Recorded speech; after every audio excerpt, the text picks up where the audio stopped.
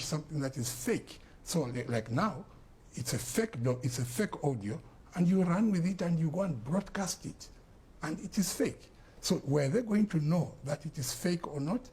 They were going to do so if they contacted the people purported to be in the audio. But they didn't take time to follow through, which is just a basic professional conduct. Let's look at another issue. As I talk about focus, we're not hearing you push strongly for the investigation of the people that mimicked that and later circulated it. Well, the relevant authorities are working on that. That's why I'm telling you that the people behind that production will be discovered, they will be found, and they'll be brought to book. So the relevant authorities are on the ground, they are working. A complaint was put before them, and investigations were launched, and they are working. So I wouldn't want to come here and say, no, now they have reached here, because then you jeopardize investigations. And besides, the people that are investigating around this matter are different law enforcement agencies that have come together using their various expertise, and they're making headway, and there's progress towards getting to the bottom of it. So we saw the police in turn try to, they summoned the media house that published the story, KBN. Does this amount to intimidation? It cannot be said to amount to intimidation. They published it. So if you are investigating what was published and purported to have been, and the people have complained, and you have a complaint, where do you start from? Who's the complainant in this matter? And a lot of people are asking. I mean, for the police to take a step. The political advisor and the PS have complained. Have complained that there's this audio which is being purported to be us, and it is injuring our reputations. So now the relevant authorities have to investigate. So to investigate, where do you start from? You have to start from where it happened. So KBN becomes like a crime scene. That's where it started from. So you have to summon KBN and to ask them, where has this thing come from? It is all part of the process of investigation. So it is folly to try and run to a corner and say, the media has been intimidated. The media has not been intimidated.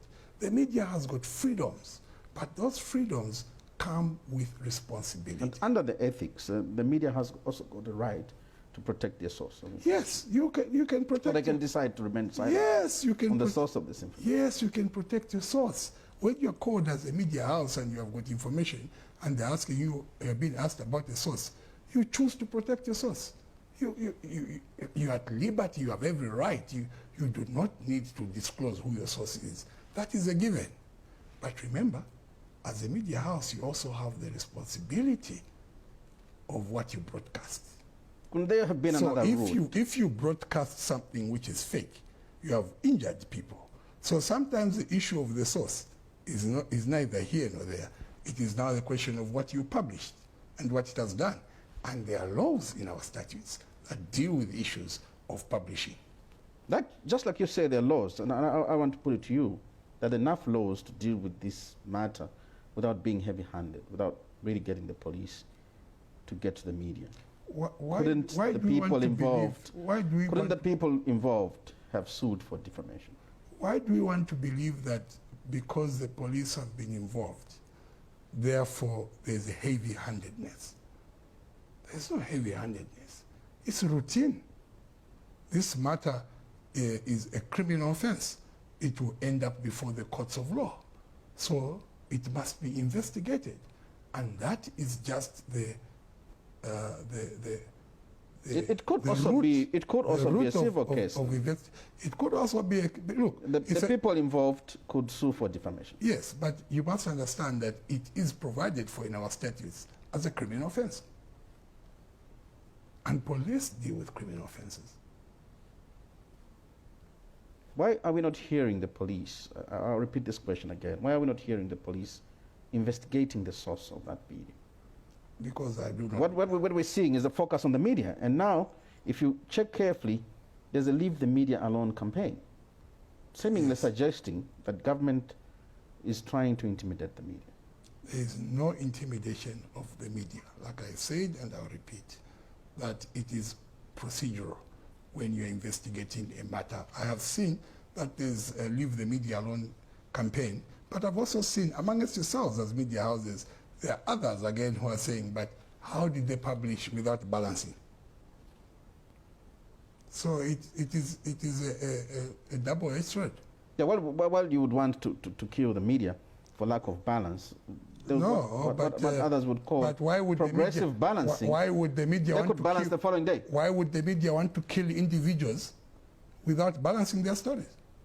When you balance it, when you give out a story that is so incriminating, it involves a PS, it involves the political advisor, it even implicates the President of the Republic of Zambia. And you will not take responsibility for that? And you just say, no, because I'm the media, and if they call me, will say, no, leave the media alone? No, you have to face the actions. You must take responsibility for your actions. So you are free as a media. You are free to broadcast. You are free to do what you have to do. There are ethics that you must follow. But when you find yourself in a position where you have infringed the law, then you face the law. So all that is happening here is that if there's an infringement against the law, those that have infringed the law will face the law. The complaint is probably that the police are not investigating other sources, but instead trying to use the media to get very quick information. Where did you get the video, the audio, and then so when you say other sources, because the media comes at the far end. It doesn't come at the far end. Where was the video audio produced? If so there was interception, who intercepted? Yes. So then the media now gets the audio just at the end. You have correctly put it. So if it was intercepted or if it was produced, it was by. So where do you start from? The source. Who's the source? The media.